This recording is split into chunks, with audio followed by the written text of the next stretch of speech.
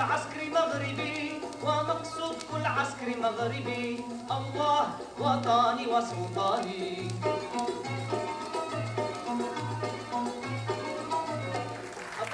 Bienvenue au Centre culturel marocain d'Al-Maghrib.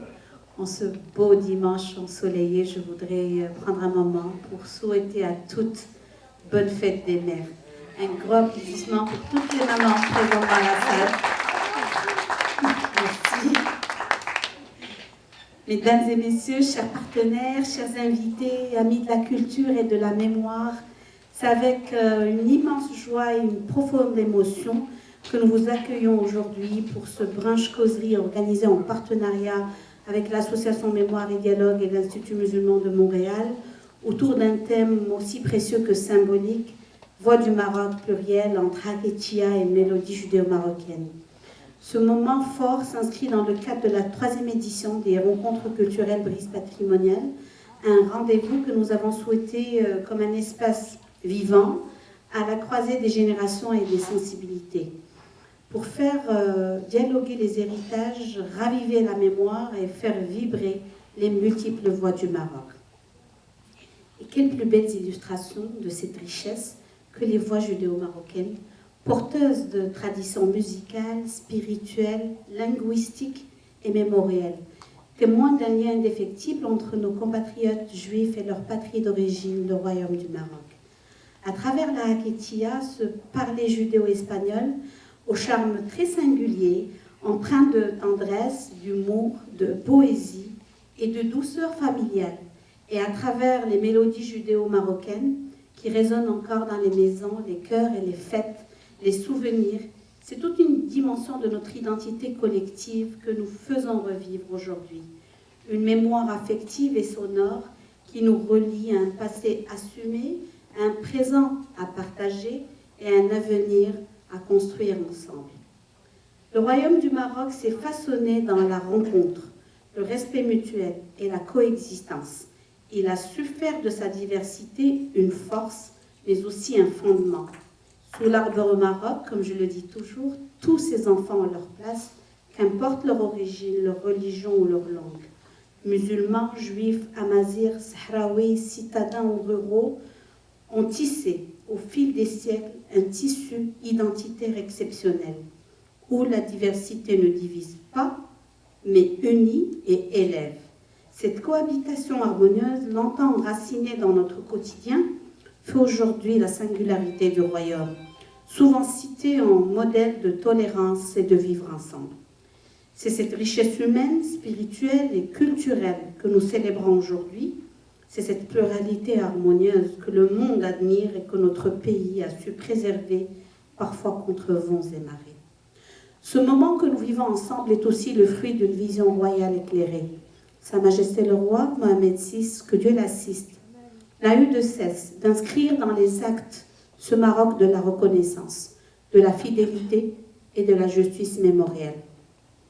Grâce à son engagement constant pour la préservation de toutes les composantes de notre patrimoine national, des fragments longtemps oubliés ou marginalisés retrouvent aujourd'hui leur juste place dans le récit national.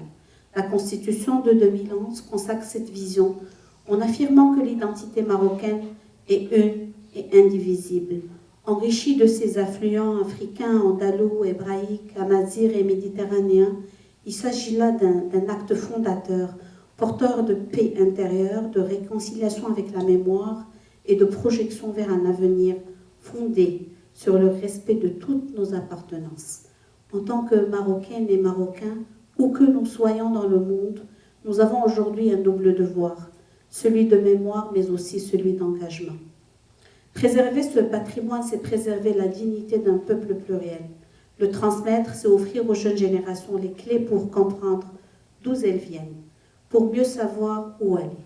Le faire rayonner, c'est ouvrir au monde un exemple de ce que peut être une identité nationale assumée dans sa diversité et enracinée dans l'unité. Nous ne sommes pas là pour commémorer un passé figé, nous sommes là pour faire vivre ce patrimoine, le réactiver, l'interpréter et l'ouvrir aussi au dialogue, au croisement des cultures dans un esprit de partage. Je tiens à exprimer toute ma gratitude à nos distingués intervenants pour leur présence éclairante et leur contribution essentielle à cette rencontre. Merci à Dr Oro Anaori Librovic, auteure, conteuse et spécialiste des chants judéo-espagnols, dont le travail pionnier constitue un véritable pont entre les générations. Un merci également au Dr Christopher Silver, professeur agrégé à l'Université McGill, dans les recherches approfondies mettant en lumière la richesse et la portée mondiale des musiques juives marocaines. Et un remerciement tout particulier à mon cher ami, le Dr Yassir Bouslem, premier ethnomusicologue marocain, dont les recherches contribuent à documenter et à faire rayonner les musiques du Maroc dans toute leur diversité. Il a accepté avec une générosité sans réserve de guider la discussion d'aujourd'hui et de créer cet espace de dialogue vivant entre mémoire, musique et histoire. Enfin, je vais laisser ma chère amie, Madame Wassila Tazi, coprésidente de l'association Mémoire et Dialogue, le soin de vous les présenter plus en détail. Je vous remercie toutes et tous de votre présence.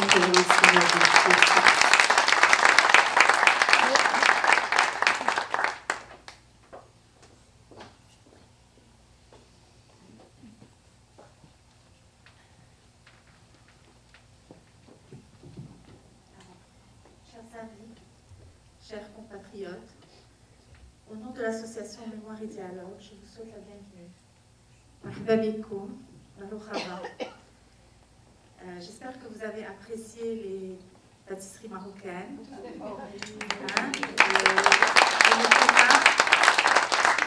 pour qu'on se sente chez nous. Alors très très heureuse de vous revoir et de nous voir rassemblés de nouveau aujourd'hui pour célébrer notre riche culture et patrimoine marocain. Je voudrais remercier Madame Zmouri pour le partenariat exceptionnel que nous avons et aussi la remercier de nous accueillir dans ce magnifique espace qui est notre maison à tous, Dar al-Maghrib. Nous tous, Marocains, toutes confessions confondues. Alors, je rappelle que nous vous accueillons ici dans un espace et un esprit de rapprochement et que les débats politiques et de religion n'ont pas leur place ici. Alors, avant de passer à notre conférence du jour, j'aimerais souhaiter une bonne fête des mères à toutes les mamans, grand-mamans, tantes, cousines, bref, à toutes les femmes qui ont des enfants, mais même celles qui n'en ont pas. Ensemble, aujourd'hui, nous fêtons la tendresse, la bienveillance, l'amour, l'empathie, l'écoute, bref, tout ce dont le monde a besoin aujourd'hui et qu'une maman sait si bien donner.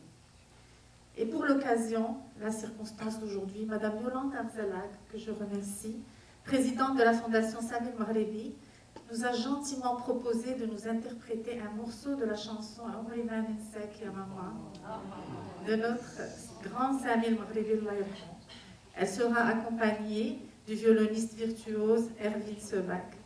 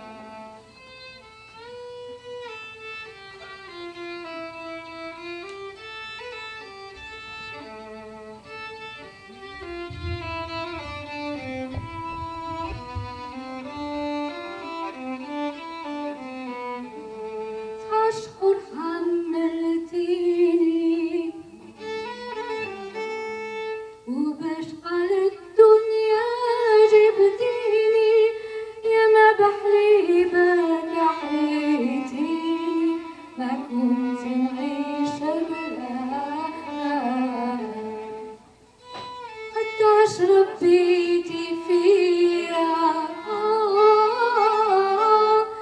مش حال غنيتي عليا كما رضيت على جنيبة شوية تضحكي وتخفي عمري ما ننساك يا ماما يا ماما عمري ما ننساك عمري ما ننساك يا ماما يا ماما عمري ما ننساك عايش في الدنيا غير ربك يا ماما عمري ما ننساك يا ما بكيتي في الليالي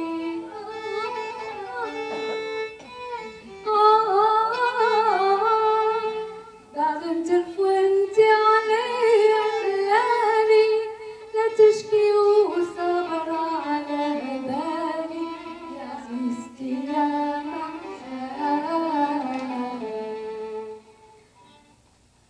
عمري ما ننساك يا ماما يا ماما عمري ما ننساك عمري ما ننساك يا ماما يا ماما عمري ما ننساك عايش في الدنيا غير برك يا ماما عمري ما ننساك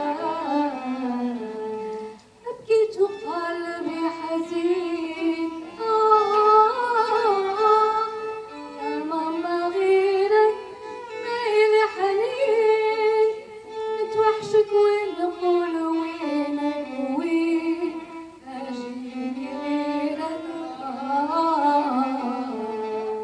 عمري ما ننساك يا ماما يا ماما عمري ما ننساك عمري ما ننساك يا ماما ماما عمري ما ننساك عايش في الدنيا غيرك يا ماما عمري ما ننساك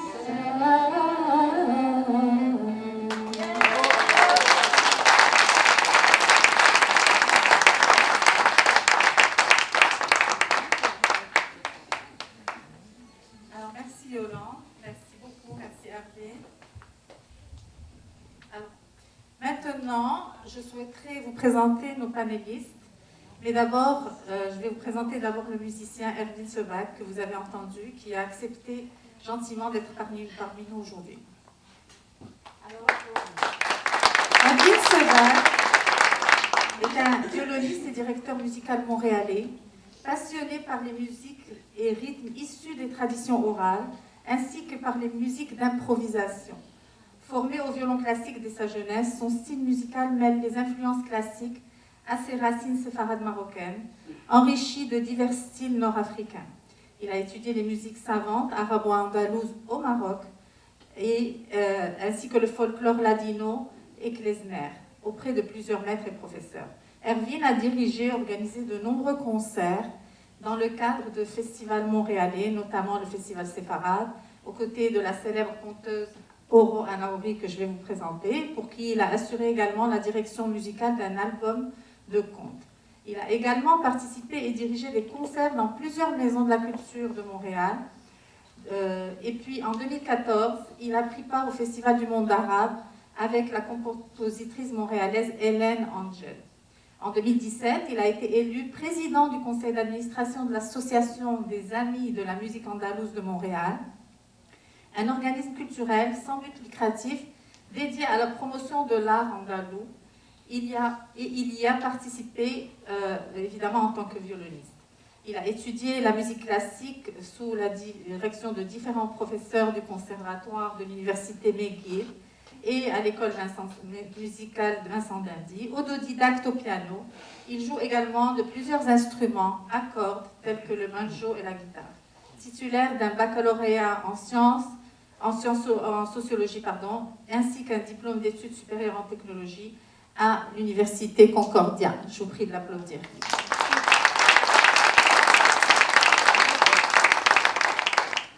Alors, tout de suite, je vais vous présenter notre docteur Oro Anaori, présente avec nous aujourd'hui sur le panel. Oro Anaori Librovic est née à Tétouan. Elle a obtenu une licence en lettres hispaniques à Paris et un doctorat à l'Université Columbia à New York, sous la direction du professeur de renommée internationale, M. Samuel Armistide. Sa thèse doctorale et ses recherches subséquentes portent sur les chansons judéo-espagnoles qui ont été conservées au Maroc par les Juifs expulsés d'Espagne en 1492 et transmises oralement de génération en génération pendant près de 5 siècles. Elle a effectué des enquêtes sur le terrain.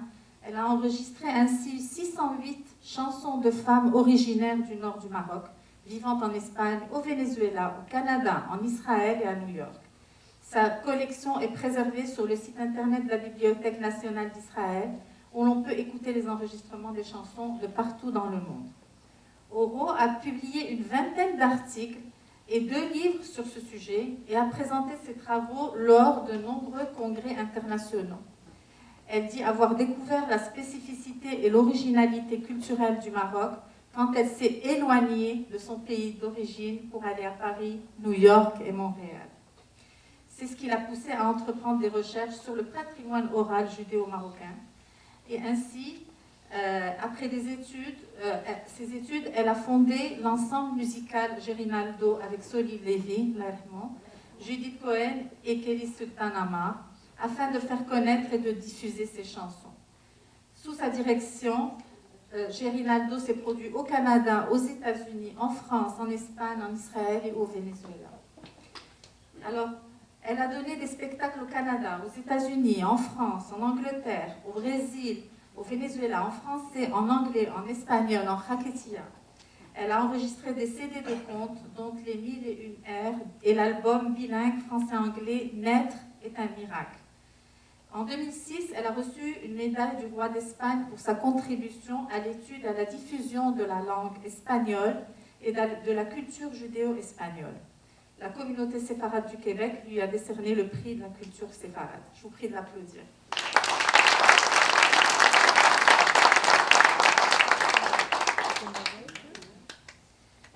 Alors, je voudrais, avant de présenter Dr. Chris Silver, présenter notre modérateur, Dr. Yassir Bousselem, venu directement du Maroc pour être présent avec nous aujourd'hui.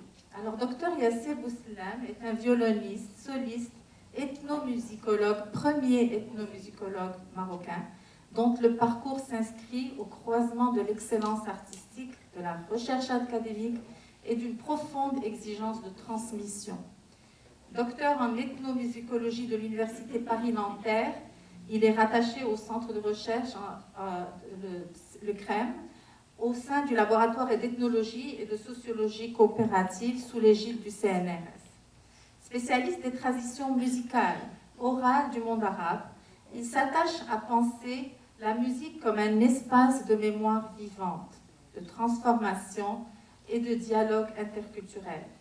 Sa formation musicale s'est déroulée entre la France et la Belgique, où il a obtenu avec les plus hautes distinctions un master de concertiste au Conservatoire royal de Bruxelles, ainsi qu'un master didactique au Conservatoire royal de Mons sous la direction de David Cohen. En 2022, il soutient une thèse saluée unanimement par le jury, intitulée « La musique andalouse marocaine, LA, approche anthropo-historique, transformation et identité culturelle » dont la publication a été recommandée. Yassir Bousselem défend une vision universaliste de la culture. Pour lui, les traditions appartiennent à l'humanité entière. Il voit dans la diversité non pas un écart, mais un levier de compréhension, de rapprochement. Cette conviction irrigue à la fois ses travaux scientifiques et sa pratique artistique dans une démarche profondément humaniste. Sur scène, il séduit par un jeu expressif, habité et une esthétique en perpétuel mouvement. Il se produit en soliste, mais aussi au sein d'orchestres prestigieux tels que l'Orchestre Philharmonique de Mannheim, le Bruxelles Philharmonic Orchestra et encore l'Orchestre de chambre de Tournai. Il dirige également le Yassir Bousselam Trio, né de rencontres entre Bruxelles et Amsterdam, formation dans laquelle il explore les passerelles entre le jazz, les musiques orientales et improvisation contemporaine.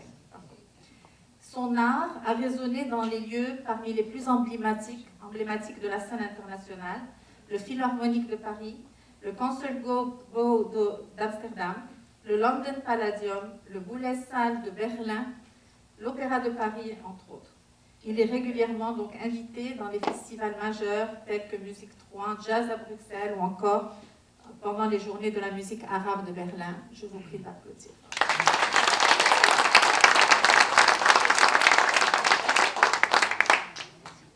Et maintenant, je vous présente Dr Christopher Silver, the last and not the least.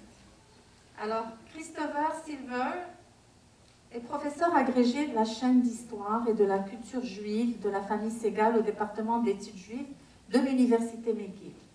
Son ouvrage majeur, Recording History, Jews, Muslims and Music Across 20th Century North Africa, explore l'histoire de la musique en Afrique du Nord, mettant en lumière l'impact des musiciens juifs et musulmans. Le livre a gagné le prix Carl Brown Ames Book in the North Africa Studies pour le meilleur livre d'études maghrébines en 2023. Vous pouvez l'applaudir. En plus de ses recherches, il est le créateur du site garamaphone.com, une archive numérique sur les disques nord-africains du début 20e. Ses travaux ont été salués par des institutions prestigieuses telles que le Conseil de recherche en sciences humaines du Canada et l'American Institute for Maghreb Studies. Voilà. Alors, sans plus tarder, je vais céder la parole à notre modérateur. Je vous demanderai une petite chose, cependant, c'est d'éteindre vos téléphones, s'il vous plaît, avant de commencer. Alors, je vais céder la parole à notre modérateur, mais je vous préviens tout de suite. Préparez-vous à naviguer dans le temps, à travers le chant, à travers cette langue vernaculaire qu'est la Haketiya. Tout au long de cette conférence, nous allons découvrir les origines secrètes de certaines chansons, notamment du temps de notre souverain Mohamed El-Khamis, et bien d'autres faits liés à notre histoire, grâce à la tradition orale de la transmission. Je vous remercie. Laissez à toi la parole.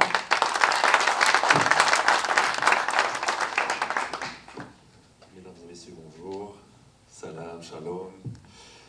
Moi, je ne peux pas non plus ne pas dire un mot par rapport à la fête des mères aujourd'hui, donc j'aimerais adresser une pensée profonde à toutes les mamans.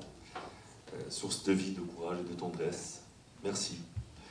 Et c'est une double émotion pour moi, et une émotion vraiment sincère, et une grande fierté.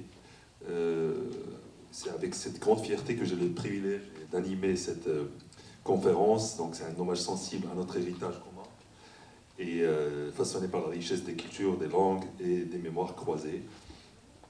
Un instant suspendu pour célébrer la beauté du vivre ensemble, la force du dialogue, la profondeur du partage, et cet élan d'amour qui unit les cœurs bien au-delà des dites différences. Et permettez-moi de dire un petit mot aussi pour rendre hommage à nos chers amis, Madame Zmouri et Madame Tazi. Je tiens vraiment à vous féliciter, vous dire que vous êtes les vrais ambassadeurs. On a besoin de plus en plus de gens comme vous, des Zmouri, des Tazi, des André Azoulay. Je lui rends hommage aussi aujourd'hui. Et voilà, donc je tenais quand même à le préciser et à le dire. C'est super ce que vous faites, continuez, et nous on sera toujours là, on sera toujours au rendez-vous. Voilà, donc, et permettez-moi aussi de dire bonjour à mes amis, collègues, et de leur témoigner toute mon appréciation et amour et respect, et de dire aussi que de toute façon nous, entre chercheurs humains et musiciens et artistes, il n'y a que l'amour et le paix qui règnent. Et moi, je sens une très très bonne énergie et je suis même très très touché par rapport à ça aujourd'hui. Donc voilà, merci à vous d'être là et merci à toi aussi, Erwin. Et puis voilà, comme ça je parle juste, je vais citer le déroulé. Donc je vais juste introduire un peu le thème, puis poser quelques questions et laisser la parole bien évidemment à nos intervenants. Et il y aura des interludes, donc des petits extraits musicaux de temps en temps. On fera ça à notre aise. Il n'y a pas de pression, je veux dire, c'est la maison. Donc voilà, on le fera tranquillement. Je vais commencer par dire que le Maroc, bon, ça a été un peu dit, mais je suis obligé un peu d'introduire un peu le contexte. Le Maroc, donc terre de croisement des cultures, abrite une histoire complexe dans laquelle les communautés juives ont non seulement su préserver leurs racines, mais ont également contribué à l'enrichissement des cultures locales. Alors, parmi les expressions les plus significatives de cet héritage, la Hakitiya, donc Haka aussi en arabe, et donc la langue vernaculaire des Juifs du nord du Maroc, et les chansons judéo-espagnoles occupent une place centrale. Toutes deux témoignent d'un peuple façonné par les vagues d'exil, la rencontre avec d'autres traditions et une résistance constante à l'assimilation. Alors, la Hakitiya en particulier a résisté aux pressions de modernisation. Elle s'est affirmée comme un outil de préservation identitaire et de transmission culturelle, même si sa pratique s'est affaiblie au fil des générations. Parallèlement, les chansons judéo-espagnoles ont porté des récits intimes, historiques et souvent collectifs. Alors, ces chants ne sont pas de simples vestiges d'un passé révolu. Ils se sont transformés au contact de nouveaux contextes, tout en continuant de transmettre les valeurs culturelles fortes. Je tiens à préciser qu'hier, on a eu aussi une conférence par rapport à ça, et c'était la même thématique, quasiment la même thématique. C'était la transmission orale, donc moi, bien sûr, dans ma thèse, j'ai traité aussi, quand je dis transmission orale, ça nous appartient à tous, et juifs, et musulmans, et non-musulmans, et voilà. Donc ça tombe pile poil dans les thématiques. Donc bien au-delà du divertissement, cette musique se révèle être un vecteur de mémoire politique et d'engagement social, notamment dans les relations judéo-musulmanes. Les artistes juifs ont largement contribué à la modernisation du paysage musical maghrébin. Ça, je pense que je ne devrais même pas le citer. Moi, c'est automatique dans ma tête de toute façon. Je n'ai même pas besoin de le préciser. Parce que, de toute façon, et musulmans et juifs, on est des composantes de la société. C'est juste aujourd'hui qu'il faut qu'on le dise. Et voilà, enfin bref. Souvent en y inscrivant des messages politiques gravés sur disque, ces œuvres ont traversé des frontières coloniales et ouvert de nouvelles perspectives sur les identités plurielles du Maghreb. Elles permettent ainsi de reconsidérer les relations entre juifs et musulmans en dehors des récits de rupture trop souvent véhiculés par l'historiographie dominante. Donc explorer la Hakitiya et les chansons judéo-espagnoles, c'est donc repenser la mémoire collective des juifs du Maroc, mais aussi éclairer les dynamiques sociales, politiques et culturelles qui ont façonné et qui continuent de façonner des liens entre communautés dans cette région. Cette réflexion nous conduit à poser plusieurs questions fondamentales. Je m'adresse à vous, cher Oro, ou bien à toi. Je préfère toujours qu'on enlève un peu ces bornes, donc on se tutoie tous ici. Et donc voilà, je te donne la parole. Est-ce que tu peux nous parler de la Hakitiya, ce qu'elle représentait au quotidien pour les Juifs du Nord du Maroc, des transformations qu'elle a connues et des raisons pour lesquelles sa transmission s'est affaiblie au fil des générations?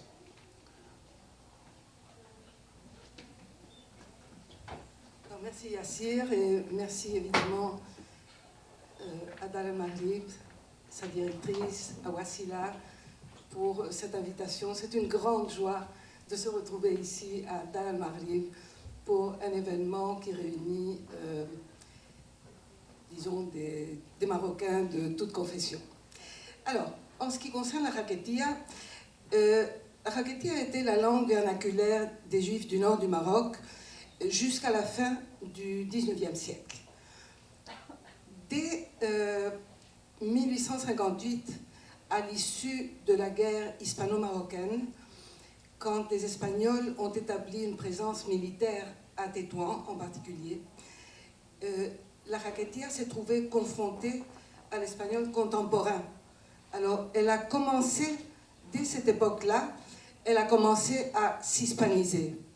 Est-ce que il marche là? Ensuite, il y a eu un autre événement qui a porté un coup, disons, important à la Hakitiya. c'est la création de la première école de l'Alliance israélite universelle en 1862 à Tétouan.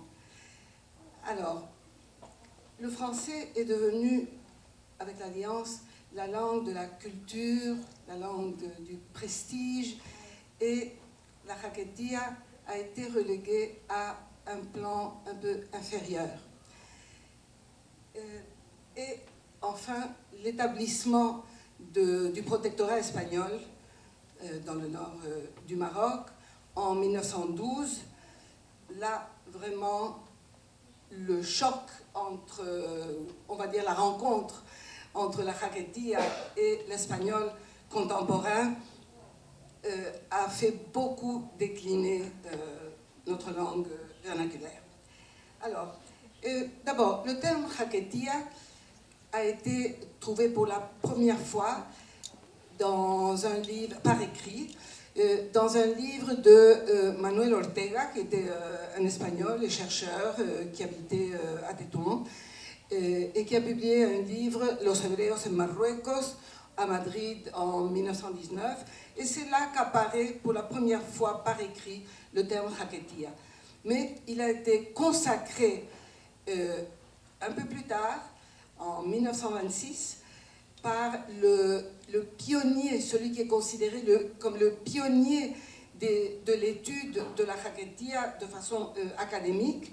Il s'agit de José Benoliel, originaire de Tanger et professeur à l'université de Lisbonne.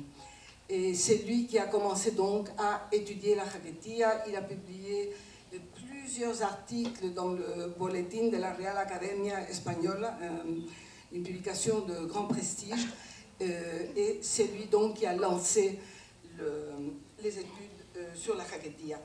Alors, un autre facteur dans la modernisation de la Haketia a été l'émigration de plusieurs juifs du nord du Maroc en Amérique latine, dans des pays hispanophones, notamment le Venezuela et l'Argentine. Alors, ces gens-là qui partaient chercher fortune, souvent c'était après leur bar mitzvah, s'ils avaient un oncle ou un cousin ou une tante, on les envoyait parce qu'il y avait beaucoup de pauvreté à cette époque-là. Et ils revenaient chercher femme, souvent, ou alors s'établir, et là, ils apportaient une langue espagnole contemporaine, n'est-ce pas? Bon. Alors, un petit peu d'histoire. Les Juifs espagnols sont arrivés au Maroc en 2 vagues successives. En 1391, après des massacres qui ont décimé la population juive dans la péninsule ibérique, enfin en Espagne, et en plus grand nombre, évidemment, au moment de l'expulsion, en 1492. Alors, ils arrivent au Maroc, et là, ils côtoient une population arabophone, qu'elle soit musulmane ou juive, et ils commencent à apprendre l'arabe, mais ils restent attachés à leur langue espagnole. C'était un signe distinctif pour eux. Mais ils intègrent petit à petit, progressivement, des mots de l'arabe dialectal dans leur espagnol. Ils hispanisent, par exemple, quand il y a des verbes, là, ils mettent le verbe arabe, la racine arabe, mais avec les terminaisons des verbes espagnols en ar, en er, en id. C'est très amusant d'étudier ça. Et d'où vient le mot Haketia? Alors, d'après ce que j'ai lu, il viendrait peut-être du verbe en arabe classique, haka, qui veut dire parler, converser, tout ça. C'est l'étymologie qui semble la plus probable. Donc, la Haketia est le résultat d'un espagnol archaïque auquel se sont ajoutés au fil du temps des mots en arabe et des mots en hébreu. C'est une langue qui a conservé les phonèmes de l'espagnol du XVe siècle. Ces sons n'existent plus dans l'espagnol contemporain, comme par exemple le che, le he, je, ze, le S sonore. Et je vous donne quelques exemples pour le fun. Alors, on peut penser à... Je vais vous donner le mot en jaquetia et le mot en espagnol contemporain. Le nom Ximena, par exemple, Jimena. Chabón, jabón. Hacer, hacer. Rosa, rosa. Hablar, hablar. Hijo, hijo. Fijuela, ojela. Mejor, mejor. Casa, casa. Risa, risa. Pour ceux qui comprennent l'espagnol, est-ce qu'il y en a quelques-uns qui comprennent l'espagnol? Ok. Vous voyez un petit peu. Et s'ajoutent aussi des sons de l'arabe et de l'hébreu. Par exemple, le son het, qui n'existe pas en espagnol, et le son, voyons, ayin, la gutturale ayin, n'a jamais existé en espagnol, donc commun à l'hébreu et à l'arabe. Et il y a 3 sons de l'arabe exclusivement qui s'ajoutent, comme par exemple le son re, comme rzala, c'est joli rzala. Mon père m'appelait comme ça, parce que... où en étais-je? Oui, le son... c'est un son dans la mémoire. Le son re, de l'arabe seulement, et le son w. Alors je vous donne quelques petits exemples. Jameado, jalampear, jerear. Vous voulez savoir ce que ça veut dire en français? Jerear, c'est supporter. Harbear, chercher. Yahasra, tout le monde comprend. Jerear, non, je l'ai déjà dit. Meara, le cimetière. Dorchéar, frapper à la porte. Jalouéar, tomber. Reméar, supporter. Khantéar, ennuyé, fatigué. Rer, seulement. Zala. Relsa. Et dans le son we de l'arabe, la conjonction de coordination en jaquetia, c'est wa.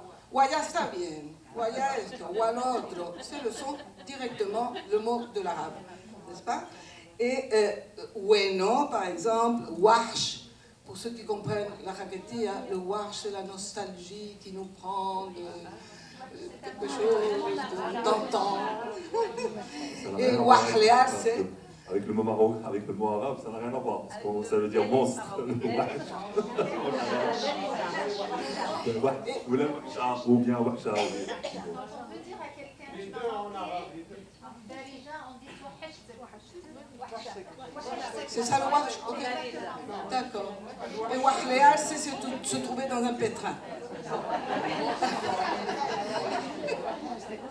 Alors, les mots hébraïques de la jaquetia ont été étudiés de façon très érudite. Je suis désolé d'interrompre, excuse-moi. Je vais juste vous demander quand même un tout petit peu de concentration pour qu'on puisse la laisser sur le fil. Et on va s'amuser plus tard, si vous voulez. On prendra un moment où... Ah oui, vous allez poser des questions après. Voilà. Donc, pourvu que je sache répondre. Merci. Alors, donc les mots hébraïques de la jaquetia ont été étudiés de façon érudite par le professeur Yaakov Entolila, qui est originaire de Tétouan et qui est professeur à l'université Ben Gurion en Israël, dans son livre Diccionario del elemento hebreo en la jaquetia.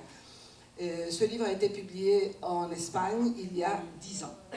Et d'après son auteur, les hébraïsmes de la jaquetia expriment des notions religieuses et culturelles, par exemple Shabbat, Ta'anit, Hilula, Hebra, des concepts légaux comme Ketouba, qui est le contrat de mariage, le Get, c'est le divorce, historique et sociologique, Galout, l'exil, Goyim, les peuples, Gezerah et Gerous, qui tous deux veulent dire une calamité, une catastrophe. Bon, maintenant. Il existe des particularités de prononciation dans la Jaquetia. Par exemple, ce qu'on fait, c'est qu'on déplace l'accent tonique d'un mot espagnol, qu'il soit archaïque ou pas, et on le met dans la dernière syllabe du mot. Je vous donne un exemple. Le mot hígado, le foie, en espagnol, hígado, fígado en Jaquetia. Música, musica, téléfono, téléfono. Comme ça, on déplace l'accent tonique. Il y a aussi les voyelles doubles. En espagnol, il y a 2 voyelles doubles, le R, R, et le L, EI. Mais en Jaquetia, il y a des voyelles doubles comme il en existe en arabe et en hébreu, c'est-à-dire avec le dagesh en hébreu. Je ne sais pas en arabe quel est le signe que... Voilà. Alors, par exemple, el sabba, on dit el sabba. Abou, je crois que ça se souvient de l'arabe, sûrement. Fausseté, vanité, c'était mucho abou. Sadiq, vaso, ketubá, fuquear, kefus, capara, hoquear, cheddear. Tout ça, c'est des doubles, une prononciation marquée de la consonne, n'est-ce pas? Et les terminaisons en ia ou io deviennent ia, io. Par exemple, jaune en espagnol, c'est amarillo, amarillo. Château, castillo, castillo. Une bague, anillo, anillo. Une poule, gallina, gallina.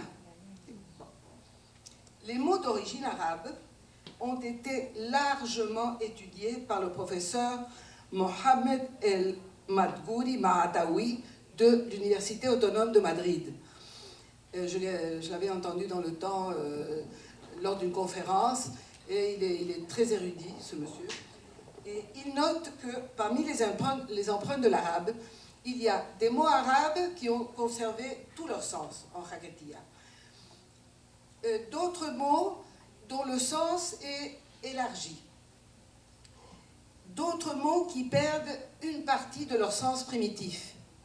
Et des mots qui perdent complètement leur sens. Donc il y a comme 4 niveaux. Et il note que les arabismes dans la Jaquetia se manifestent dans les métiers et professions, l'architecture, le commerce, la géographie et le climat, les noms de nourriture, le corps humain et les relations humaines. Il note aussi que certains proverbes ou expressions sont des traductions directes de l'arabe en Jaquetia. Alors, les recherches sur la Jaquetia ont commencé... non, d'abord je vais dire ceci. La dispersion des communautés juives à partir de 1948 et dans des vagues successives ont marqué le déclin final de la langue parce qu'elle a comme éclaté dans les différents pays où ces juifs-là se sont installés. Et parallèlement à ce phénomène, on remarque dans les dernières décennies un intérêt marqué des universitaires, de la part des universitaires, qu'ils soient espagnols ou juifs ou américains aussi, pour l'étude de la Jaquetia. Alors, à part les 2 professeurs que j'ai nommés, il faudrait citer Gladys et Sidney Pimienta, Alegría Bendayan de Vendelac, Isaac Benarroch, Jacob Israel Garzón. Les 3 derniers sont des auteurs de dictionnaires de la Jaquetia. Chacun a écrit son dictionnaire sur la Jaquetia. Les 2 premiers ont été publiés à Caracas, au Venezuela, et le 3e à Madrid. D'autres chercheurs, Nina Bekassis, malheureusement décédée jeune en Israël, Lynn Amselem et Abraham Benjo en France, sans oublier Alicia Cisorraz, qui habite New York et qui est l'auteur d'un site internet bilingue espagnol-anglais dont je vais projeter le portail. C'est un site qui a un trésor, disons, d'informations pour ceux qui s'intéressent à la Jaquetia. Il y a des articles, des liens vers d'autres sites, une bibliographie.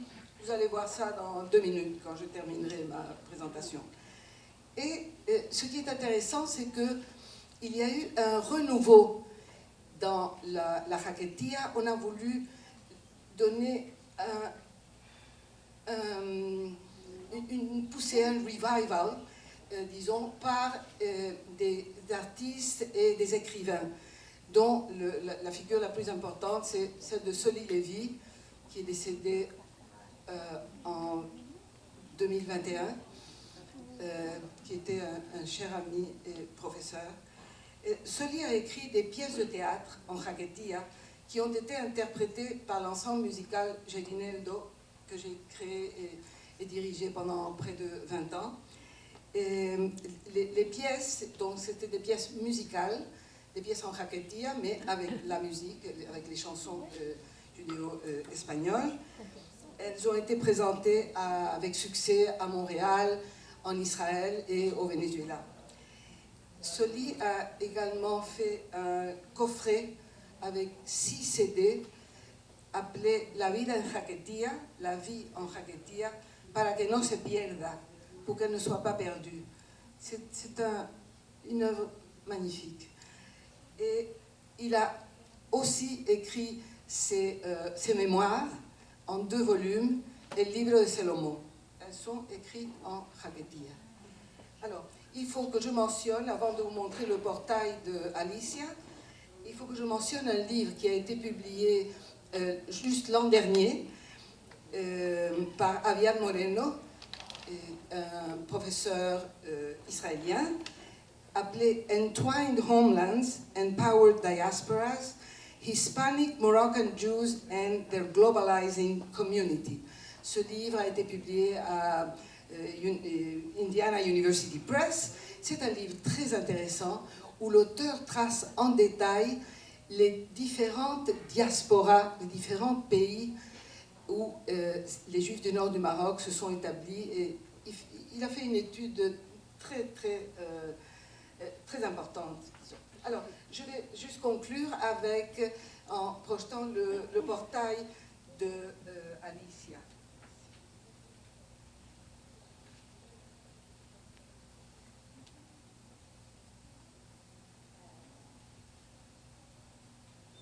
La grande peur dans ces conférences, c'est que la machine ne marche pas.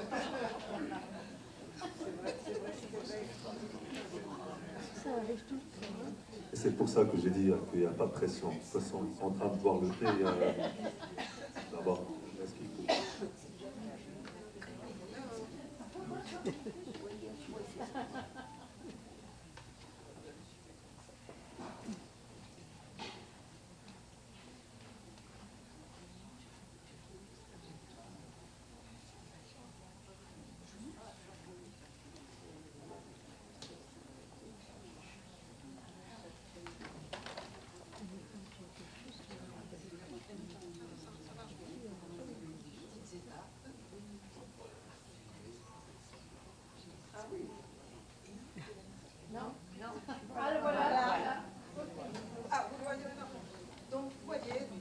Voces de Jaquetia, venido bueno, bienvenidos. Bon. Et dans les rubriques, là, il y a des articles en anglais, des articles en hébreu, il y a aussi des articles en espagnol, je ne sais pas, ne pas noter ici, la musique, des photos, des liens, et voilà, c'est un site vraiment riche pour ceux qui s'intéressent à la Jaquetia. Merci.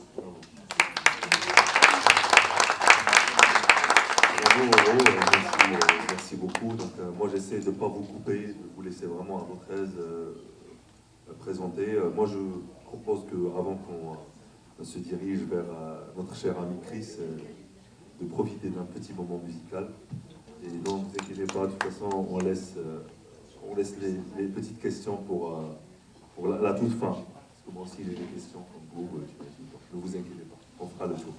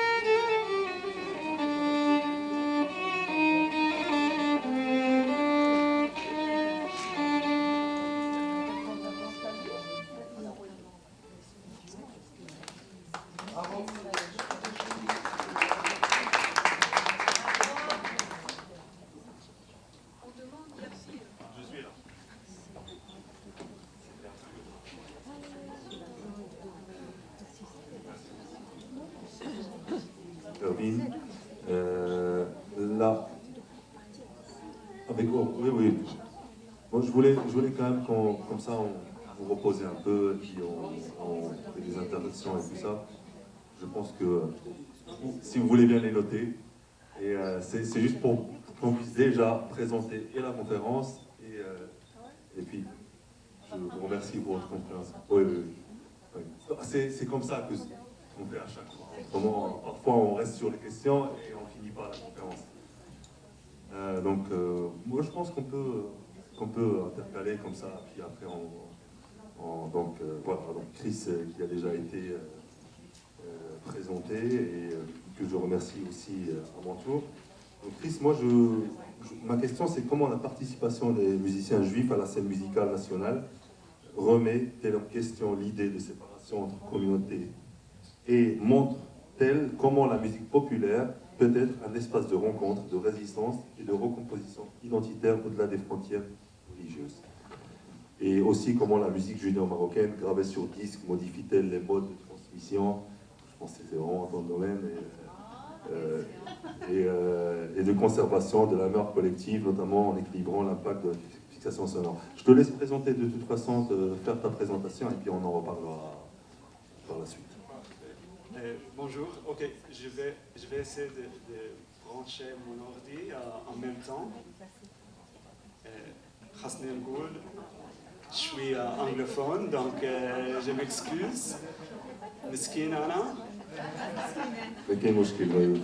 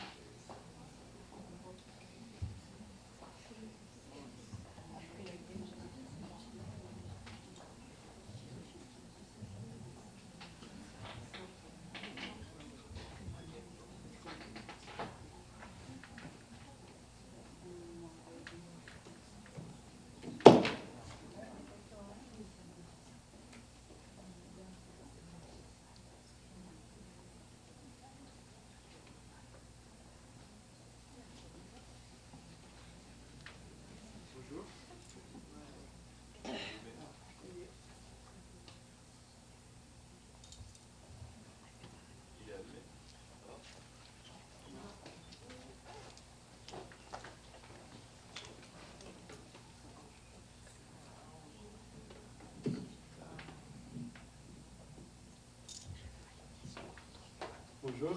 Ok, ça marche. Ok. Il y a beaucoup de choses à dire, mais ok, je vais commencer. Je voudrais commencer par remercier Dar al-Maghreb, Madame Zamouri, Wassila Tazi, mes collègues sur scène, Oro et Yassir. Le micro. Le micro. Faut juste s'approcher un tout petit peu. Oui, notre musicien Erwin Sabag et vous tous d'avoir pris le temps de participer à cette conférence. Désolé encore pour l'accent. Il y a beaucoup à dire, mais je vais m'efforcer d'être bref. Je vais également essayer de laisser la musique parler le plus possible.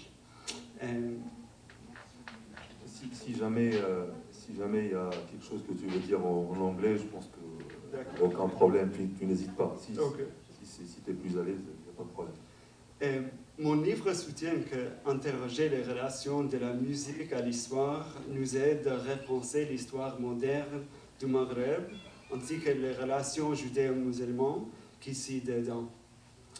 En bref, sur ce dernier point, les historiens ont eu tendance à s'appuyer sur un récit de l'émancipation à l'assimilation des Juifs dans les langues et les cultures françaises sous le colonialisme, ce qui entraînait une distanciation par rapport à la langue et la culture locale et donc engendrait une séparation judéo-musulmane au cours de la première moitié du XXe siècle.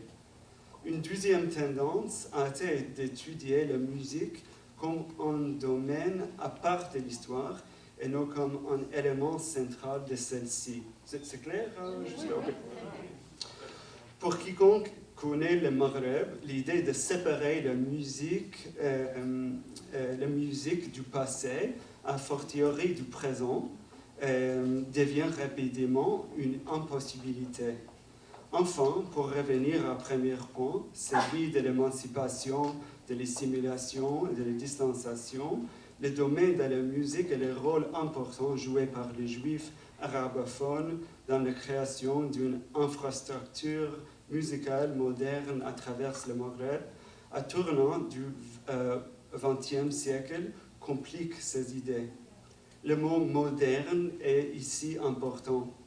En effet, la plupart des études ethnomusicologiques portant sur le Maghreb se sont concentrées, à juste titre, sur la musique andalouse, mais pas sur la musique populaire diffusée grâce à la nouvelle technologie des disques phonographiques. Mais si nous nous tournons vers cette musique enregistrée, la contribution juive à l'avenir du Maghreb, en plus de la fidélité à son passé, devient évidente. De cette manière, nous voyons également que les voix juives ont joué un rôle important dans le nationalisme anticolonial, élargissant ainsi notre compréhension des contributions juives à la création d'un Maghreb moderne et indépendant. Pour raconter ces histoires, j'ai collecté et constitué une archive de disques phonographiques marocains, aussi algériens et tunisiens, de la première moitié du XXe siècle. Et j'ai écouté ces archives en même temps que des documents d'archives plus traditionnels, y compris des rapports des services de renseignement français, des correspondances personnelles, etc. Afin de justifier cette remise en question de l'histoire, je vais fournir et contextualiser 3 exemples musicaux, okay? Donc 3 en total.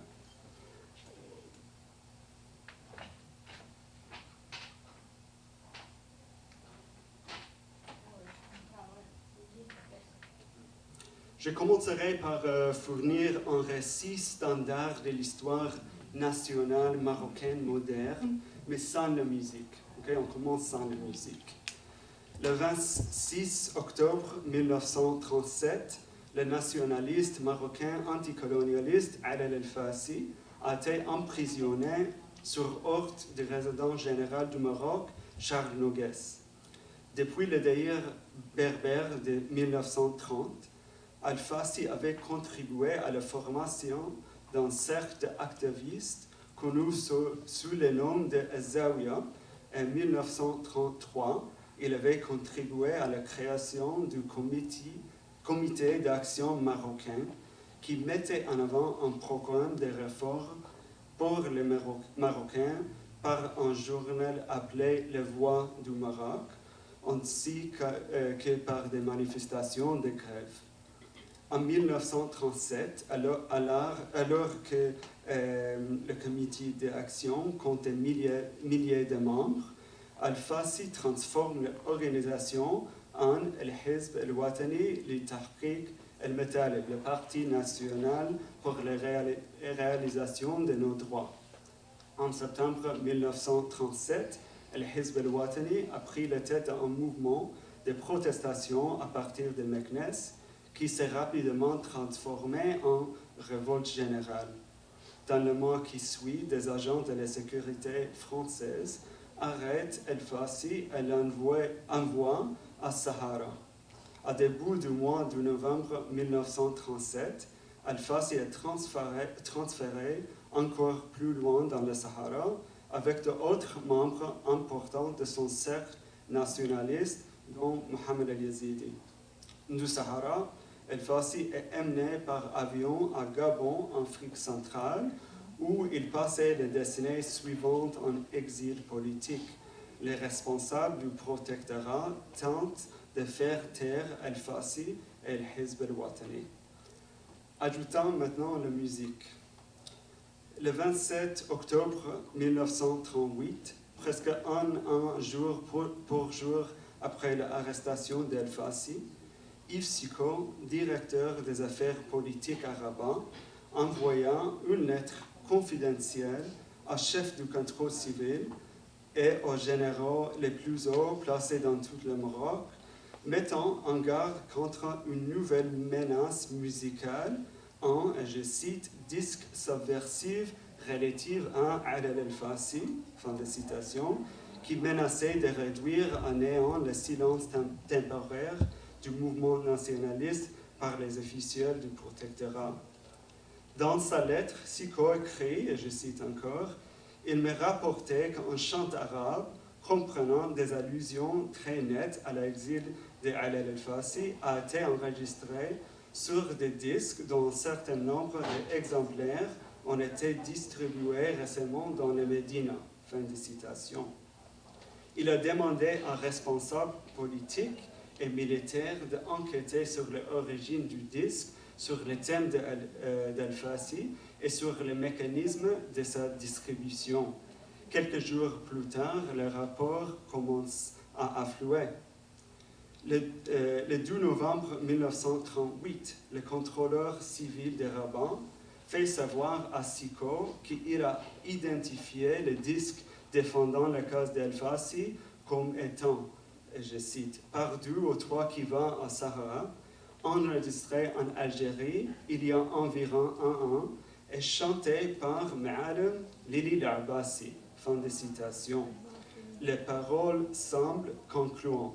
Donc, on va écouter la musique originale maintenant de Lili L'Abbasi, les chansons Lila el-Ghadi Sahara, et on va penser à les tendances politiques après. C'est 1937, c'est ça? C'est ça. D'accord. Donc c'était la technique électrique, c'est ça, Chris?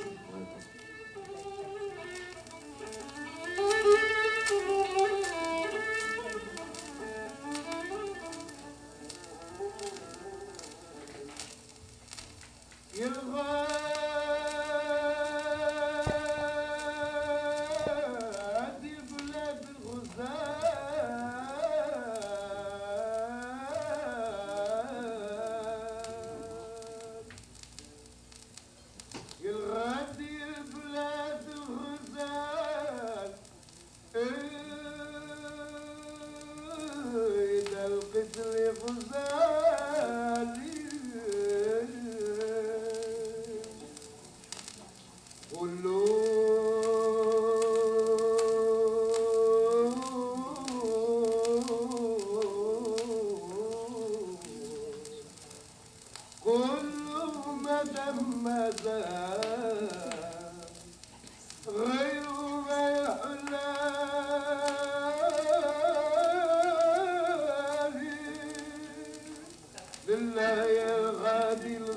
Vous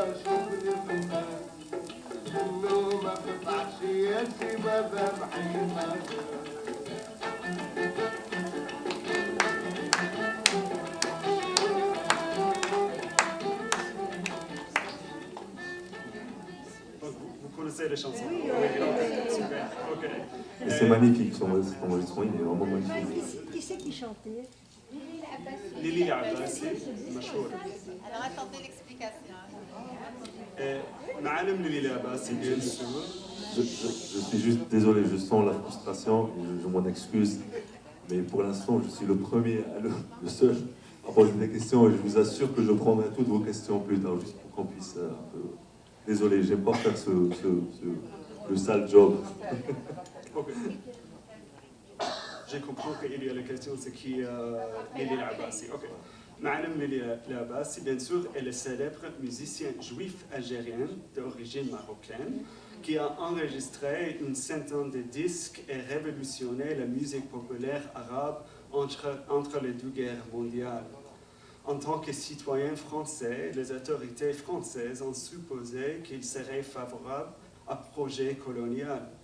Mais le disque en question, sorti à l'origine sur la maison d'édition Polyphon, dont le concessionnaire maghrébin était un juif marocain du nom de Jules Toledano, est distribué par centaines chez les disquaires juifs des grandes villes du pays, puis par des intermédiaires juifs et musulmans, soulevé de sérieuses questions. Et cette popularité a posé de sérieux problèmes. En effet, des milliers d'exemplaires du disque de l'Abassi sont bientôt distribués à travers l'Algérie et le Maroc, et 12 exemplaires se retrouvent même entre les mains de l'épouse du nationaliste exilé Mohamed El-Yazidi, après avoir, je cite, trouvé dans la chanson une allusion à l'exil de son mari à Tafilalt. Fin de citation. En 1942, en pleine Seconde Guerre mondiale, et 12 ans après le début du régime du Vichy, le disque est interdit en Maroc et en Algérie. Notre deuxième exemple concerne une chanson très connue, Habibi Diali Fin Huwa.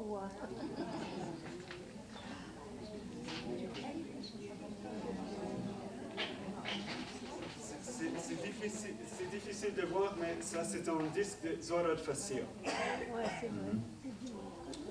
La plupart d'entre nous, c'est facile ici de dire ça, la plupart d'entre nous le connaissent comme une chanson d'amour ou de fête sans signification politique particulière. Mais en fait, la popularité de cette chanson est due à une époque très particulière et à un moment de crise politique. Le titre de la chanson, Ali Ali, mon amour, où est-il? Ali Ali, Habib Diali Fin Huwa, répété tout au long de la chanson, ponctué par l'angoisse du chanteur qui s'est langui de son amour perdu, mais pas oublié, a soudain été omniprésente à la fin de l'année 1953 et cours de l'année 1954. Elle est apparue presque immédiatement après le 20 août 1953, lorsque les résidences françaises chassaient le sultan Mohamed Ben Youssef d'outrance et l'a exilé à Madagascar. Ce sont les musiciens qui ont contribué à combler le vide. Au printemps 1954, par exemple, les musiciens vedettes marocains et juifs aussi, Samir Moghrebi, enregistré pour la première fois Habibi Diali lors d'une tournée en Algérie et à distance du Maroc. Dans la période qui a suivi l'exil du sultan, Habibi Diali a été enregistré par une série d'autres musiciens juifs, dont Zohar Al-Fassia et le nouveau venu Albert Suissa. D'autres, comme l'Algérien Salim Halali, l'interprètent régulièrement et enregistrant plus tard les versions les plus connues.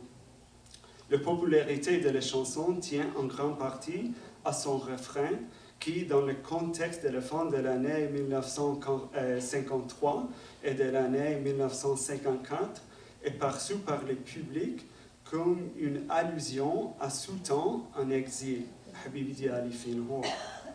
Des personnalités comme Selim Halali, Azor Al-Fassia et Sami Al-Maghribi, qui étaient tous des invités fréquents du Palais Royal, l'ont bien compris. Nous pourrions même dire qu'à travers des chansons comme Habib Diali, les musiciens juifs marocains ont exprimé leur patriotisme en dehors de les structures des partis politiques. Cette idée était bien comprise à l'époque. En janvier 1954, par exemple, un qaïd, gouverneur tribal de la ville de Stade, a informé le contrôleur civil français de Casablanca que Habibi Diali, qui était constamment diffusé sur Radio Maroc, et je cite, faisait allusion à l'exil de l'ex-sultan. Fin de citation. Peu de temps après, une lettre non signée émanant d'une division du Bureau des affaires politiques des résidents généraux indique avec inquiétude que, je cite, le disque Ali Habibi Diali a été enregistré par 3 chanteurs différents et de 3 manières différentes. Celui d'Albert Suissa, maison d'édition Olympia, contient des allusions politiques. Fin de citation. La maison d'édition Olympia, propriété de la ferme juive marocaine Azoulay El-Maleh, venait de puis de recevoir l'envoi de 1000 autres exemplaires du disque contenant des allusions politiques au sultan déchu. Les autorités ont rapidement tenté de les supprimer, mais à ce moment de l'histoire, il était trop tard. Donc, on va écouter la version de Zohar al-Fassia, 1954.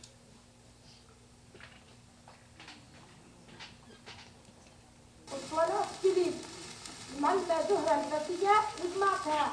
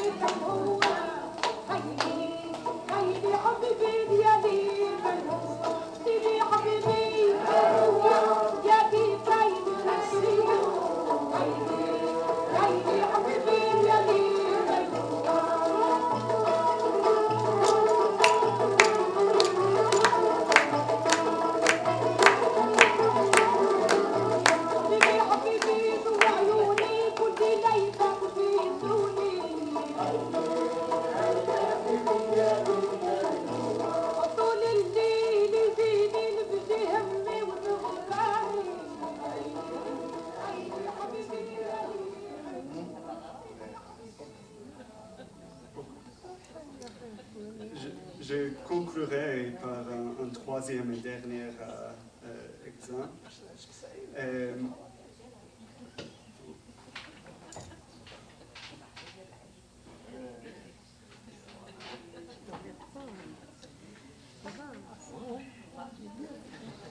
Nous sommes en mai 1956. Le Maroc est indépendant depuis quelques semaines seulement. Le pays compte encore plus de 160 000 juifs. Le 15 mai 1956, le superstar Sami El-Maghribi, né Salomon Amzalag, et le père de notre chère Yolande Amzalag, a écrit à son frère Simon les paroles suivantes. Et je voudrais inviter Yolande pour lire le mot dans la correspondance de son père.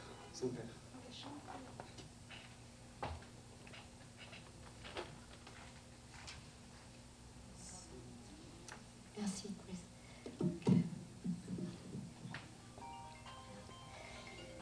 Samedi, j'ai enregistré les couplets en arabe classique, paroles et musique de moi, à Radio Maroc.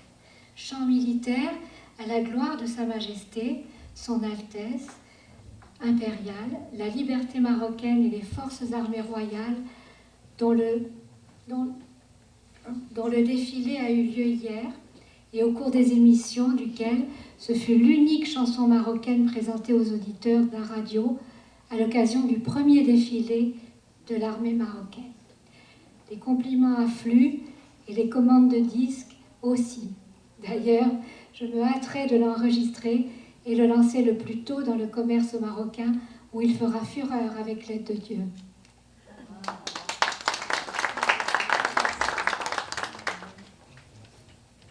Le 25 mai 1956, El-Maghribi entre dans un studio d'enregistrement de Casablanca et enregistre les chansons en question, Allah Watani wa Sultani, Dieu mon père, mon sultan. Écoutons maintenant. Et je vais ajouter la traduction en français, mais j'imagine que beaucoup d'entre nous comprennent l'arabe aussi.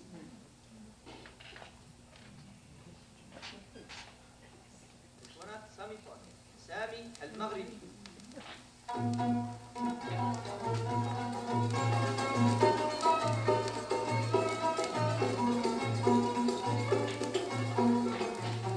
الله وطني وسلطاني، ده مقصود كل عسكري مغربي، ومقصود كل عسكري مغربي. الله وطني وسلطاني.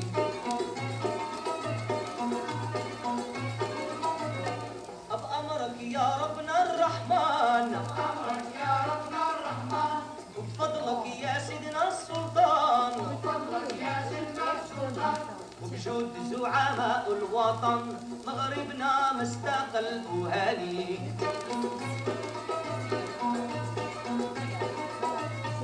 الحمد لك يا الله جليل، الحمد لك يا الله جليل، فرحتي كل قلب عليل، فرحتي كل قلب عليل. بعد ما كنا في سعد قليل، اليوم احرار بجودك يا الغالي. الله وطني وسلطاني، ده مقصود كل عسكري مغربي، ومقصود كل عسكري مغربي. الله وطني وسلطاني.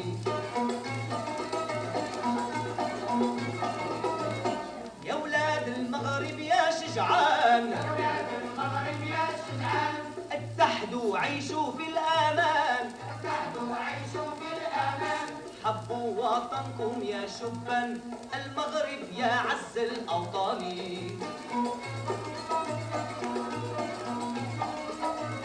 سيدنا محمد يا الإمام، سيدنا محمد يا الإمام، الخامس عزموا له الأمام، الخامس عزموا له الأمام. نفدي وعرشك بالتمام، نحيي ونجدد التهاني. الله وطني وسلطاني، ده مقصود كل عسكري مغربي، ومقصود كل عسكري مغربي. الله وطني وسلطاني.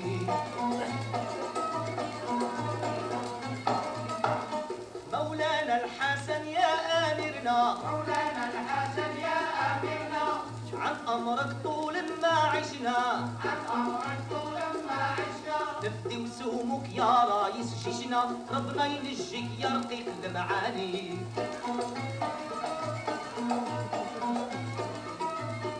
النجمة الخضراء ربيع القلوب، النجمة الخضراء ربيع القلوب، في علمنا الأحمر المحبوب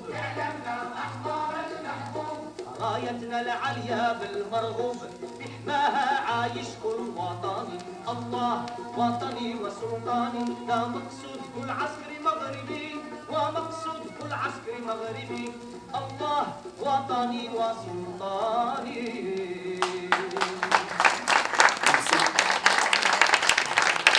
Merci beaucoup Chris, c'est très intéressant, merci beaucoup pour ces extraits, c'est vraiment super. Je ne sais pas si vous avez envie, peut-être, je repasse la parole à Oro, si vous avez quelque chose à rajouter. De toute façon, moi je ne vais pas trop m'étaler sur la question, parce que si on a d'autres questions qu'il faut prendre, il faut pas...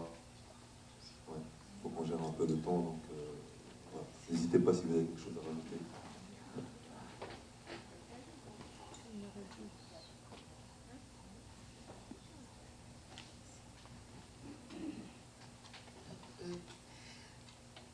Le philologue espagnol Rafael Lapesa a écrit en 1969 ceci concernant les Juifs du nord du Maroc. La langue a constitué un signe d'identité et un aspect singulier vis-à-vis de la population arabophone, aussi bien juive que musulmane. Elle a constitué un symbole d'identité des Juifs originaires de la péninsule ibérique. Alors, nous l'avons vu avec la raquetia, et ceci s'applique aussi aux chansons judéo-marocaines ou judéo-espagnoles, qui occupent une place importante dans les diverses traditions musicales du Maroc et qui font partie de sa mémoire collective. Alors, ces chansons étaient partagées entre juifs et chrétiens en Espagne, avec à quelques expressions près que j'indiquerai par la suite. Quand les Juifs ont quitté l'Espagne en 1492, ils n'étaient pas autorisés à prendre des biens matériels, mais ils ont amené avec eux leur langue, leurs coutumes, leurs valeurs spirituelles, leurs proverbes et aussi leurs chansons. Celles-ci sont constituées en 3 genres poétiques. Il y a les romances, en français ballades, donc on va se référer maintenant toujours aux ballades, les chansons de mariage et les coplas ou chansons paraliturgiques. Alors, les ballades sont les plus nombreuses dans ce vaste répertoire. Elles ont été étudiées par des académiciens espagnols et juifs depuis le protectorat espagnol jusqu'à maintenant. Ça a été un terrain de recherche très, très vaste. Elles ont des thèmes très variés, épiques, carolingiens, historiques, classiques, bibliques, et tous les thèmes reliés de près ou de loin à l'amour, qui sont populaires, ces thèmes-là reliés à l'amour sont populaires dans les traditions folkloriques de par le monde. Les ballades bibliques sont uniquement connues des Juifs. Alors, voyons les caractéristiques de ces chansons. Si l'on compare les chansons conservées par les Juifs aux chansons conservées par les Espagnols en Espagne, là, parce qu'ils les ont conservées aussi jusqu'à récemment, surtout dans les régions rurales, évidemment. Dans les villes, c'est pas ça, c'est les chansons pop et autre chose. Mais dans les régions rurales, en Espagne, on entend encore parler, chanter ces chansons-là. Alors, si on compare les deux traditions, la tradition juive est plus archaïque. En Espagne, on a oublié pratiquement les chansons historiques, les chansons épiques, notamment celle du Cid Campeador dont les Juifs conservent la mémoire. C'est ce chevalier légendaire qui a conquis, lorsqu'il y avait la Reconquista, c'est-à-dire les royaumes chrétiens qui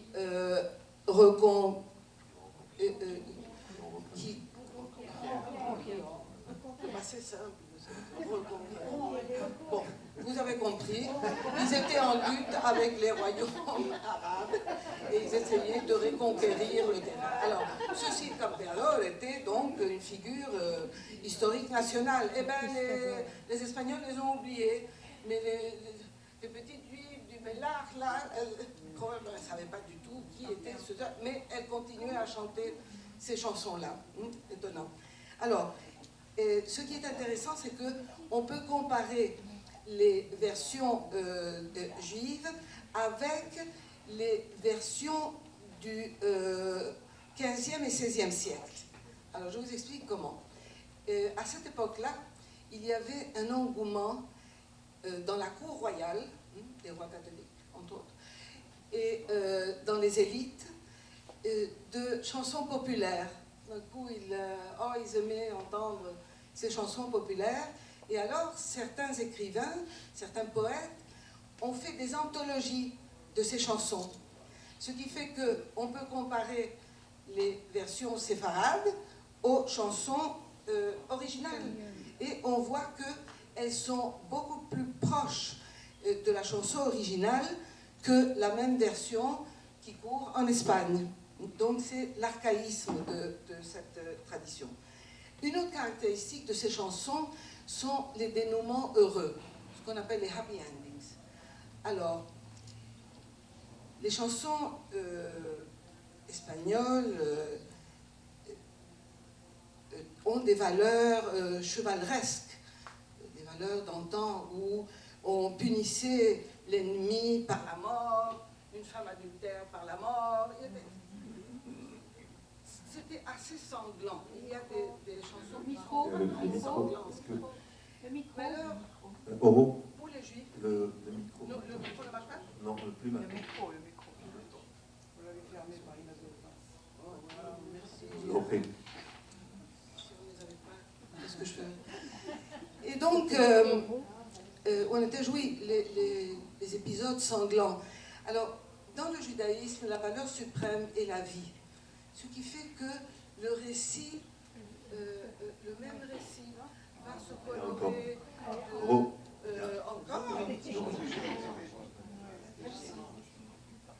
Mais vous m'avez entendu quand même, parce que je crie, hein. J'essaye, je ne la vois pas. Et donc, ces récits-là sont adoucis dans la tradition juive et on termine avec un vers formule. Otro día en la mañana, las ricas bodas se armaran. Et le lendemain matin, on célébra de joyeuses noces, au lieu de décapiter quelqu'un ou de le... Bon. Autre caractéristique, c'est, mais seulement dans certains cas, un phénomène de déchristianisation de la chanson. Si la chanson commence à devenir, enfin, il y a des allusions trop chrétiennes, eh bien, certaines informantes juives transforment le vers. Alors, je vais vous donner un exemple. Il s'agit d'une femme qui est sur le point d'accoucher et elle souhaiterait avoir Jésus-Christ et sa mère comme compagne pour l'aider, n'est-ce pas? Alors, la chanson originale dit ceci. Ay, mi Dios, si quien me diera una sala en aquel valle y por compañía tuviera a Jesucristo y su madre, a Jesucristo y su madre. Alors, quand il a été question qu'on chante cette chanson dans Jérusalem, Kelly Sutama a fait un petit changement. Alors, elle a dit, c'est un phénomène de déchristianisation que j'ai vu sur le vif. Elle dit, bon, écoute, je préfère dire y por compañía tuviera a mi padre y a mi madre. On remplace Jésus-Christ de son mari par mon père et ma mère. C'est normal qu'une femme qui est loin de sa ville natale, de son pays, souhaite voir ses parents. Mais il y a d'autres chansons où on parle de la Vierge, de saints chrétiens qui restent là. On n'en fait rien, hein, on le chante pareil. Bon. Et la dernière caractéristique, c'est la modernisation de ce répertoire. Alors, quand les Espagnols sont arrivés au nord du Maroc, notamment sous le protectorat, il y avait déjà une présence militaire avant, mais sous le protectorat en 1912, les Juifs ont pu sortir de la Juderia, du Mellah, et alors ils vivaient côte à côte avec les Espagnols. Alors les voisines se connaissaient, les voisines juives et chrétiennes, et elles chantaient ensemble. Et alors les Juifs ont écouté ces chansons péninsulaires, ils les ont intégrées dans leur répertoire. Parfois c'était la même chanson, mais dans une version beaucoup plus moderne. Oui, d'accord, d'accord. On me remet alors. J'ai essayé de le faire discrètement, ça n'a pas marché. Et donc, maintenant, voyons les chansons de mariage. Désolé, je sais que Moi, j'aime les chansons. Concluez tranquillement. D'accord. Pour qu'il y ait une discussion, je sais que... Oui, des questions et tout ça, oui. Alors, les chansons de mariage sont en majorité juives, mais certaines d'entre elles ont une origine commune. Alors, par exemple, une chanson où les fiancés se retrouvent près d'une fontaine. Ça, c'est un lieu commun de la poésie, comme ça, amoureuse. Bon, alors, je ne vais pas vous la chanter. Et vous allez s'entendre après par Kelly Sultana. Vous pouvez la chanter après. Hein, supérieure à la mienne. Alors, et une chose vraiment particulière, c'est que les chansons où on parle d'un bain, de la mer et tout ça, dans la tradition espagnole, ces chansons ont une origine païenne, parce que l'eau était considérée comme une source de fertilité. Alors, on chantait aux femmes qui allaient se marier ces chansons-là, de sorte qu'elles aient beaucoup d'enfants. Pour les Juifs, c'est la mikveh, c'est le bain rituel. Alors, il y a une chanson très connue dont le refrain est Ya salió de la mar la galana, ya salió de la mar, et la belle jeune fille est sortie de la mer. Elle a fait son mikveh dans la mer. Bon. Les chansons paraliturgiques sont connues seulement des Juifs et elles sont chantées lors de fêtes, par exemple, à Touvishvat, Purim, Pessah, Shavuot et Simchat Torah. L'une des plus connues est une chanson de Purim que peut-être 2 ou 3 d'entre vous connaissent. Mordejai mandó y dice todo judío que se avise que nadar 14 y 15 vengan todos a beber. Vivas tú y viva yo y vivan todos los judíos. Y viva la reina Esther que tanto placer nos dio. Alors, c'est l'exode des Juifs du Maroc à partir des années 50 qui a eu comme conséquence le déclin et la disparition de ces chansons que l'on chantait en accompagnant des tâches domestiques comme berceuses aussi, ou encore dans les balançoires appelées matisha, installées dans des maisons où se réunissent toutes les voisines. Cette cour, on l'appelait la zoria. Bon, alors là, merci, Aurore. Je pense que... on va voir cette petite projection pour conclure. Je vais projeter le portail de la Bibliothèque nationale d'Israël où sont numérisées mes chansons, des chansons que j'ai recueillies. 680 chansons. Et je vais... Attendez. Et je vais que vous voyez comment ça fonctionne. Si jamais quelqu'un parmi vous voulait consulter ces chansons-là. Alors, vous voyez ici, bon, il y a dans le search, là, dans la petite fenêtre de recherche, j'ai mis mon nom et vous voyez qu'il y a 719 fichiers. Je vais vous montrer un fichier. Alors, comment on fait la recherche sur ce site? tape sur Advanced Search et on peut mettre soit un nom de ville, Exarchville, Tanger, Tétouan, et on voit toutes les chansons qui viennent d'informantes de cette ville-là.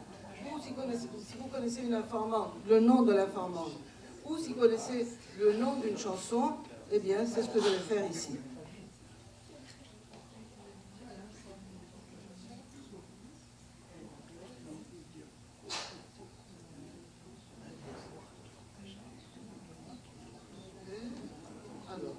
El rey envidioso y su sobrino.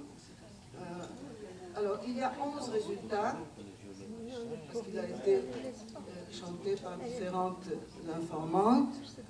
Et voilà. Celle-ci,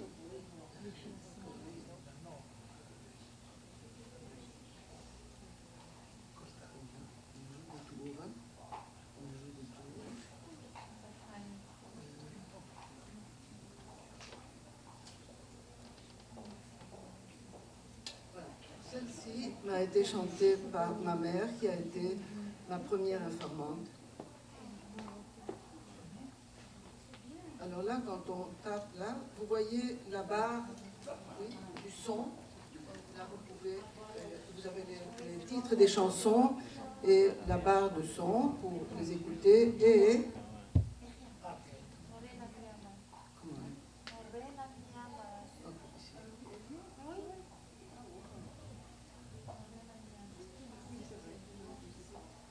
ici, dans Details, vous voyez l'affiche qui accompagne cette chanson. Alors, il y a le titre, la première, enfin, où a été enregistrée cette chanson. J'ai perdu l'affiche. Il y a assez d'informations pour qu'un chercheur universitaire puisse faire ses recherches en connaissance de cause. D'accord ? Et là, je vais très rapidement vous donner un exemple de chansons de chaque genre, ballade, chansons de mariage et chansons paraliturgiques.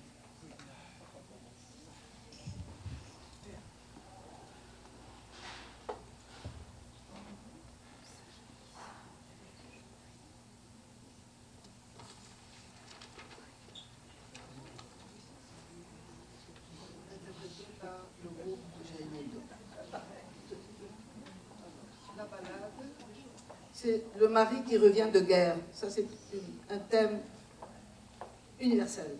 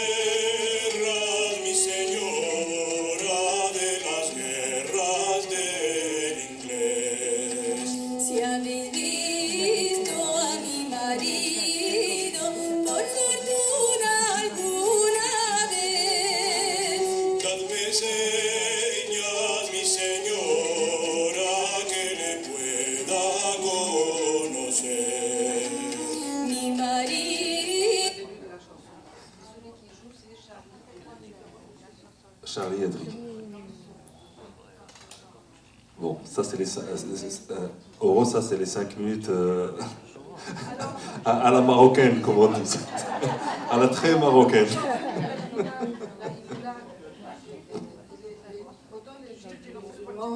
Avait cette coutume d'aller à la tombe des saints, les marabouts. Bon. Juste un tout petit peu.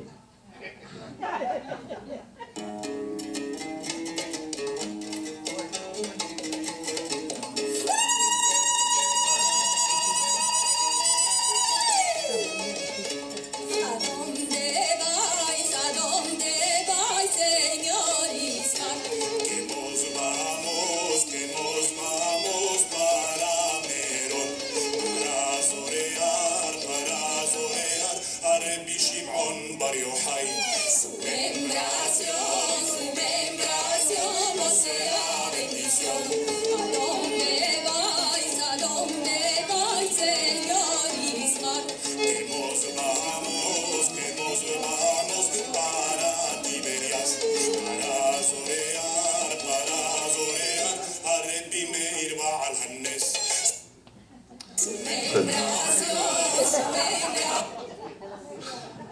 Bon bah, merci beaucoup. En tout cas, c'est très enrichissant, c'est très très intéressant. Et merci. Je pense qu'il y a encore beaucoup de choses à aborder et qu'on aurait aimé vraiment faire durer encore ce moment un peu plus longtemps. Mais malheureusement, il y a des contraintes aussi. Et puis, ce serait bien de discuter un peu et surtout aussi de donner la parole à Erwin qui est quand même dans la parole musicale, je veux dire. Et donc voilà. Donc je vais, s'il vous plaît, si vous avez des questions, soyez juste bref et court et gentil. Et si vous voulez bien aussi pour les réponses aussi, comme ça on a un petit moment de partage musical, si vous voulez bien. Donc j'avais bien retenu votre... je vous en prie. J'avais juste une petite question. Vous avez parlé de Soli Lévy, de Soli, qui avait créé la... Donc vous avez parlé de Soli qui avait créé la chorale Quinor, entre autres, dont je fais partie, et on chante évidemment du latino. Que veut dire par rapport à Quétien, que veut dire le latino exactement, et pourquoi pas l'espagnol, mais que Soli a choisi justement le latino? Ok. Ça, il faudrait faire une conférence, mais je ne vais pas le faire. Le mot ladino est maintenant employé pas à bon escient. Okay? Le mot ladino désigne la traduction littérale des textes liturgiques, des prières, pour que le fidèle qui va à la synagogue voit la prière en hébreu et sache de quoi on parle. Le ladino n'est pas vraiment la langue parlée. On suit la syntaxe de l'hébreu, d'accord? La Haggadah de Pessah est traduite en ladino. Mais ce qu'on parlait, nous, c'était la Raquetia, qui est une langue de niveau dialectal. Ok, c'est ça. Une autre question? Monsieur, ouais, j'arrive. Bonjour. Je voulais savoir, est-ce qu'au niveau de la Bibliothèque nationale du Maroc, il y a une section où on retrouve toutes ces chansons qui ont... Prenez le micro. Oui. Je voulais juste savoir s'il y a une section spéciale qui englobe toutes ces... Okay. C'est une très bonne question à laquelle je ne pourrais pas vous répondre entièrement parce que je ne suis pas au courant. Il y a une chercheuse qui s'appelle Vanessa Paloma Elbaz qui a habité à Casa, mais je pense que maintenant elle est plutôt basée à Cambridge, en Angleterre. Et elle a fait une sorte de collecte de façon à mettre ces chansons quelque part. Mais je ne saurais pas vous dire sur quel site elles sont. Oro, je suis là. Oh, ça s'appelle les archives Rouya. Donc Vanessa est une amie. Et bon, ça c'est... Donc il y a les archives Rouya déjà, c'est à Casablanca. Et elle est accessible aussi, Vanessa d'ailleurs, vous pouvez lui envoyer un petit message, lui poser des questions, elle répondra. Quant aux archives au Maroc, parce que je suis passé par là, malheureusement, c'est pas très riche en ce moment, mais on commence. Eh oui, je sais. Et ça croyez-nous que nous, chercheurs, on l'a déjà bien regretté avant vous. Mais on fait ce qu'on a, on fait de notre mieux, et j'espère que bientôt, il y aura vraiment des archives assez intéressantes. Alors, je vais prendre votre question et puis après... Ou réaction. Oui, c'est une réaction et un petit commentaire. Bonjour tout le monde. Tout d'abord, ça va être rapide, mais bonne fête aux mères. Et un grand merci aux organisateurs de cet événement. Merci beaucoup, Madame Wassila, pour l'invitation. Et bien entendu, un grand merci à Madame Zemouli qui nous accueille tout le temps avec chaleur et avec un cadre majestueux. L'Institut du monde musulman, IMM, M. Khaled Kila, on le remercie également. Puisque c'est la journée de la mère, au fait, on parle de la mère patrie. Et c'est très, très symbolique aussi. Et on est tous quand même, peu importe, vous l'avez très bien dit, la confession, peu importe les origines, ce Maroc a toujours abrité tout le monde, a toujours été généreux avec tout le monde. Et c'était vraiment comme un arbre qui abrite finalement. Et cette journée qui coïncide avec cet événement, moi je trouve que c'est très, très révélateur de quelque chose. C'est vraiment cette mère patrie qui nous relie. L'apport de la communauté juive, et là vous avez évoqué le Maroc, et Tétouan surtout, on parle du Maroc c'est sûr, mais je suis des Tétouans, et ma mère est enterrée à Tétouan. Je suis une fille du Nord et on a déjà discuté, oui, effectivement. Et l'apport, il est là, on le voit dans les ruelles, dans la ville, on le voit dans le musée de la ville de Tétouan. On voit tout cet héritage juif. Et une chose que j'aimerais ajouter, c'est cette communauté juive qui est arrivée de l'Espagne, mais finalement de l'Andalousie, elle a apporté le savoir-faire aussi. Beaucoup de juifs étaient des conseillers des rois, Molouk Andalus, les rois de l'Andalousie. Beaucoup de juifs étaient là avec cette richesse, et même s'ils ont quitté sans valise, sans affaires, ils ont quitté, et encore une fois, vous l'avez mentionné, avec un savoir-faire, une culture, comment dire, le savoir-être également. Donc l'apport il est indéniable, et ce Maroc pluriel nous a initiés à vivre dans des sociétés d'accueil. Actuellement, on est au Canada, mais on apporte cette pluralité, et on n'est pas choqué de voir le pluralisme de cette société d'accueil, puisqu'on est habitué à le vivre. Voilà ce que j'avais à dire. Merci. Merci pour votre réaction. S'il vous plaît. Merci beaucoup pour ces interventions absolument fascinantes. J'aurais Dernière question d'ailleurs. 2 petites questions. La première, c'est est-ce que, à votre connaissance, est-ce que la Haketia a influencé la prononciation de l'espagnol dans des pays d'Amérique latine où ont émigré les Juifs du Maroc? Je vous dis ça parce que je sais que dans certains pays, par exemple, on dit yo no sé, par exemple, alors que le je n'existe pas dans l'espagnol castillan, par exemple. D'une part. D'autre part, je voudrais savoir si s'il y a un, comment dire, le mot m'échappe. Est-ce qu'on a fait des recherches sur des mélodies judéo-marocaines, d'accord, mais en particulier judéo-amazigh? Parce qu'on parle souvent de judéo-fassi, judéo-tétouan, etc. Mais pour ce qui est de l'amazigh, est-ce qu'on sait quelque chose là-dessus? Pour la première question, non, il n'y a pas eu une influence de la Haketia dans le parler de certains pays hispanophones. Le jeu dont vous parlez, c'est celui des Argentins qui ont cette particularité-là, et les Uruguayens, de dire, au lieu de dire « je », ils disent « je sais »,« jueve », etc. La deuxième question... La deuxième question, c'est par rapport aux mélodies. Les mélodies. Oh, oui. Il y a des ethnomusicologues qui ont étudié les mélodies de ces chansons dont j'ai parlé. Oui. Alors, Judith Cohen, qui était de Montréal, mais qui est depuis longtemps à Toronto, elle a écrit beaucoup. Elle est ethnomusicologue et interprète aussi. Elle donne des concerts. Et Susana Baixaja, d'origine argentine, mais qui est établie en Israël depuis plusieurs décennies. Toutes les deux ont étudié. Et Israel Joe Katz aussi, qui est de New York. Est-ce que ça vous embêterait qu'on donne la parole aussi à Chris aussi?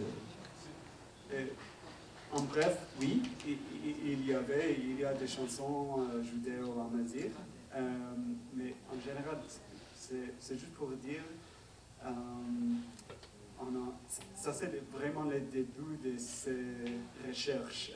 On a mentionné les archives au Maroc officielles, ils sont nouveaux aussi, donc il y a plein de recherches à faire, même entre nous, et il y a des archives avec nous dans nos maisons aussi, donc je voudrais juste proposer de collaborer pour collectionner ces matériaux.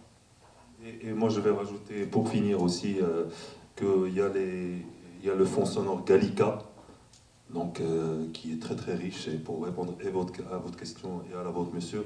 Donc, c'est vraiment une mine, c'est vraiment un trésor, donc on y trouve beaucoup. Moi, j'ai beaucoup travaillé sur ça aussi, notamment Chris et notamment Roro, je pense qu'on connaît tous. C'est Gallica, donc c'est par rapport à la BNF française.